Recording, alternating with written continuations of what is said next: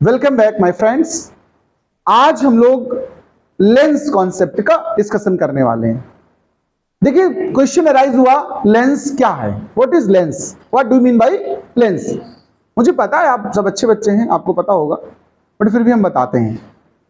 अलग अलग राइटर्स थोड़ा अलग अलग तरीके से एक्सप्रेस करेंगे। मैं ये कहूंगा कि जो लेंस है वो एक ट्रांसपेरेंट मीडियम है। वो ट्रांसपेरेंट मीडियम, अब जैसे कुछ कह सकते हो ग्लास का बना है। किसका? नॉर्मली ग्लास का ही लेंस बनाते हैं, लेकिन ऐसा जरूरी नहीं है। लेंस फाइबर का बनता है। लेंस आपको पता है, एक स्टोन आता है ग्रीन कलर का, पन्ना। पुराने समय में लेंस उसी का बनता था। पहले कांच बनी नहीं थी। ग्लास का जब स्टार्टिंग नहीं हुई थी, ग्लास की डिस्कवरी पता कैसे हुई?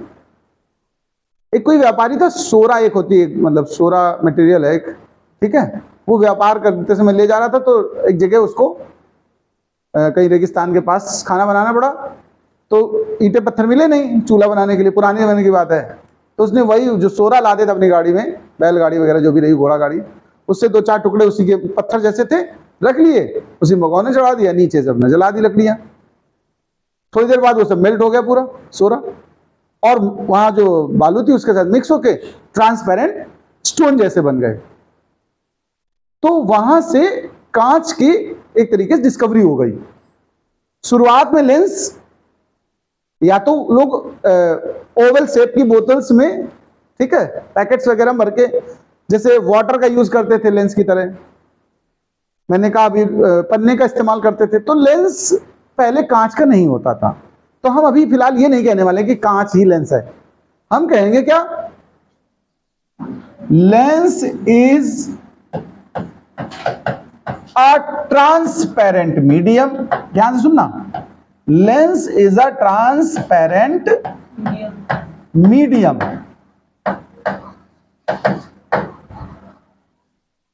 which is covered by two spherical surface or one spherical and one plane surface, which is covered, spherical को एक curved बोल दो ज्यादा बेटर है। Lens is a transparent medium which is covered by two curved surfaces or one curve and one plane surface। एक और बात बता दें, नीरो का नाम किसी ने सुना है? नीरो, वो इटली, रोम, कहीं वहां कहीं का, वो मतलब थोड़ा क्रूएल शासक था, डिक्टेटर। वो हाँ, नाइरो बोलते होगे, हम लोग हिंदी मीडियम वाले लोग नीरो बोलते हैं। तो हिस्ट्री में वो उसका है, मतलब वो उस समय लेंस नहीं चलते थे। वो अपने गुलामों की फाइट देखने के लिए बहुत दूर बैठता था, और वो यूज करता था वही जिसकी बात कर रहा था मैं, पन्ना यानी टोपाज, उसको यूज करता था। ट्रांसपेरेंट होता था तो बड़ा बड़ा दिखता था। तो इमराल्ड कहते होंगे, पता नहीं, मतलब ट्रांसपेरेंट एक स्टोन रहता है, तो वो बड़ा मतलब उसमें दिखता है, लार्ज, मैग्नीफाइड।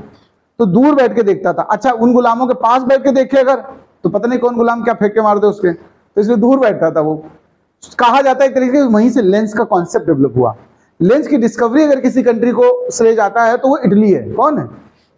हाँ, it is discovered in Italy. Different, देखो कोई डिस्कवरी एक दिन में नहीं होती है, डिफरेंट फेजेस में चेंज होते होते होते होते। अब हम लोग एंड्रॉइड फोन यूज कर रहे हैं, तो क्या डायरेक्ट एंड्रॉइड ही स्टार्ट हुआ था? कभी डॉट फोन स्टार्ट हुआ था, फिर मोबाइल आए, उसमें डॉट वो वाले बटनों वाले आए, मतलब चीज धीरे धीरे आई आगे। तो लेंस जो आज हम लोग यूज कर रहे हैं, उसके तमाम सक्सेसर प्रोसेस में डेवलपमेंट। तो it is discovered in Italy. बस कंट्री फिक्स है कि हाँ, इसकी डिस्कवरी इटली वालों की थी। ये नोट करो, फिर आगे का डिस्कशन उठाते हैं। There are mainly two types. Lens की जो कैटेगरी अगर मेन कही जाए तो कितनी है? टू। कौन कौन सी? कॉनकेव और कॉन्वेक्स। बट कॉनकेव और कॉन्वेक्स को फर्दर थ्री पार्ट में क्लासिफाई किया जाएगा। तो टोटल बनेंगे कितनी फिर ऐसे? 6। तो टाइप्स या काइंड जो भी लिखना चाहे, अब मैं उसकी बात करता हूं। मैं बोले 6 लिख रहा हूं, सुनना। जिसमें दोनों तरफ कॉन्वेक्स होगा उसको हम बाई कॉन्वेक्स कहते हैं। क्या कहते हैं? बाई कॉन्वेक्स लेंस, पहला नाम। अब इसकी डिजाइन कैसी होगी, मैं साइड में डिजाइन बना देता हूं इसकी। देखो ऐसे इधर भी कर्व होगा, इधर भी कर्व होगा। तो इस तरह के जो लेंस होते हैं जो मिड में थिक होते हैं और किनारों पर थिन होते हैं, वो क्या होते हैं? By convex. क्या होते हैं? By convex. इसका सेकेंड कैटेगरी सुन लो, एक होता है प्लेनो कॉन्वेक्स। क्या होता है? हाँ, प्लेन एक साइड होगा और एक साइड कैसा होगा? कॉन्वेक्स होगा, तो इसको हम नाम देंगे प्लेनो कॉन्वेक्स। अब तीसरा काइंड सुन लो, कॉनकेवो कॉन्वेक्स। क्या होता है? कॉनकेवो कॉन्वेक्स, मतलब फर्स्ट साइड कॉनकेव है और सेकेंड साइड कैसी है? कॉन्वेक्स है। इसका नाम हुआ कॉनकेवो कॉन्वेक्स। इसके बाद बाई कॉनकेव आता है। क्या आता है? By concave. अगर बाई कॉनकेव है तो दोनों साइड केव जैसी होंगी, ये वाली बात, ये बाई कॉनकेव है। अच्छा, इसके बाद आता प्लेनो कॉनकेव, यानी एक साइड प्लेन और एक साइड कॉनकेव, दिस लाइक। फिर इसके बाद आता है कॉन्वेक्सो कॉनकेव। क्या आता है? हाँ, कॉन्वेक्सो कॉनकेव, यानी इधर कॉन्वेक्स है और इधर का हिस्सा कॉनकेव है। ये टोटल 6 हैं, इनको बना लीजिए। तो देखिए, अब इनके ये नोट में एक पॉइंट लिख लो, कॉन्वेक्स लेंस हमेशा ध्यान रखना मिडिल में थिक होता है और किनारों पर कैसा होता है? थिन होता है। लेकिन concave lens thin, concave lens is thin in middle and thick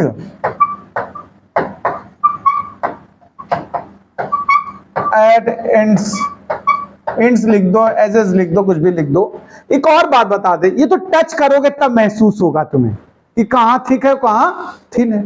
मान लो आपको एक लेंस हम दे दें ऐसे किसी फ्रेम में बांध कर, और लेंस टच करना मना हो तुम्हें, सपोज करिए, और फिर हम पूछें आपसे कि कॉन्वेक्स है या कॉनकेव है, तो कैसे पहचान पाओगे? बताओ। सर, जो कॉन्वेक्स होगा उसमें सर जो इमेज होगी वो कॉनकेव में जो इमेज होगी वो डिमिनिश होगी और कॉन्वेक्स में होगी वो इनलार्ज होगी। जो कॉन्वेक्स लेंस है उसका दूसरा नाम होता है मैग्नीफाइंग लेंस। क्या होता है? या सिंपल माइक्रोस्कोप भी उसको कहते हैं। क्या कहते हैं? ध्यान देना जरा इस बात पे कि जो कॉन्वेक्स लेंस होता है, convex lens is also called magnifying glass. क्या बोलते हैं इसको हम लोग? हाँ, मैग्नीफाइंग ग्लास, या इसी को बोलते हैं सिंपल माइक्रोस्कोप। क्या बोलेंगे? कंपाउंड आगे पढ़ाएंगे कभी। सिंपल माइक्रोस्कोप की बात कर रहे हैं भाई। अच्छा, अगर हमें मान लीजिए टच करना अलाउ ना हो, तो जिस लेंस से इमेज बड़ी दिखे, मैग्नीफाई हो जाए, वो कैसा होगा? कॉन्वेक्स। और जो छोटा दिखाए कॉनकेव। खत्म खेल। तो लिखिएगा इसमें पॉइंट में आगे, विदाउट टच वी कैन जज the lens by image formation.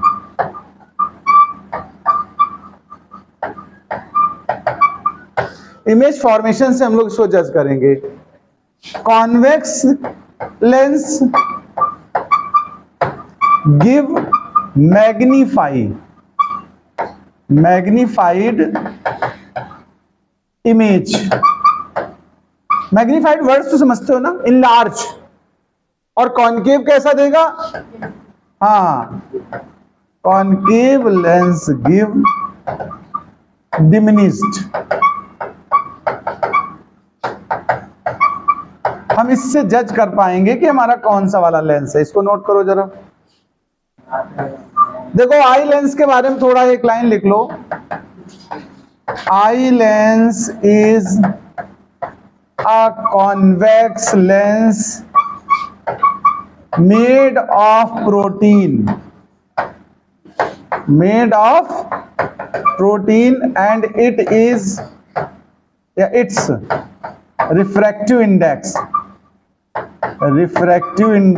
is 1.44। Note कर लो इसको। अब देखिए लेंसेस के कैटेगरीज के अंदर हम थोड़ा डीप में जाएं। बाई कॉन्वेक्स तो मतलब क्या हो गया, both side convex. Equi convex का मतलब होता है बोथ साइड इक्वल रेडियस अगर होती है तो हम क्या बोलते हैं, इक्वी कॉन्वेक्स। यहां मैं सिर्फ आपको बता रहा हूं फॉर्मेशन कैसे होती है लेंस की।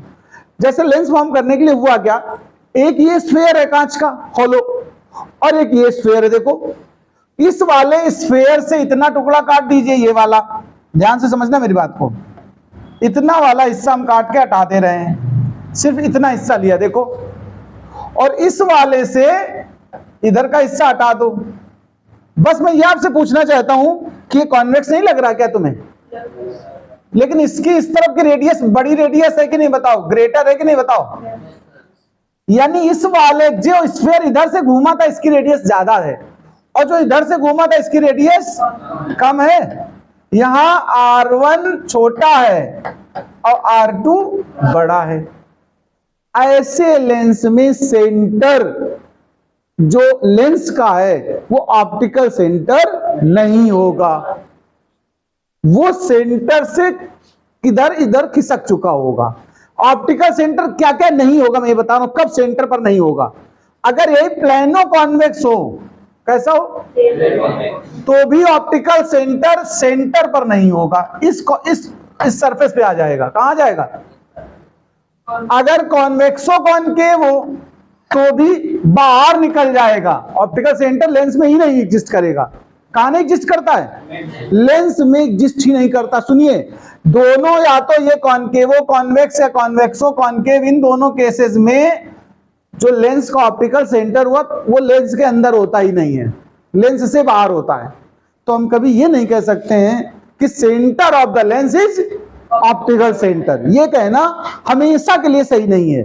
फिर सही का भैया डेफिनेशन केवल वहां जहां इक्वी कॉन्वेक्स या इक्वी कॉनकेव हो। मेरी बात सुनिए, अगर हम ये डेफिनेशन बनाएं, जैसे सपोज करिए ऑप्टिकल सेंटर की हम डेफिनेशन लिख ले, द सेंटर ऑफ, हम क्या लिख दें, the centre of lens is optical centre, इतना केवल लिख दूं मैं, तो ये गलत है डेफिनेशन, गलत, गंदी बात।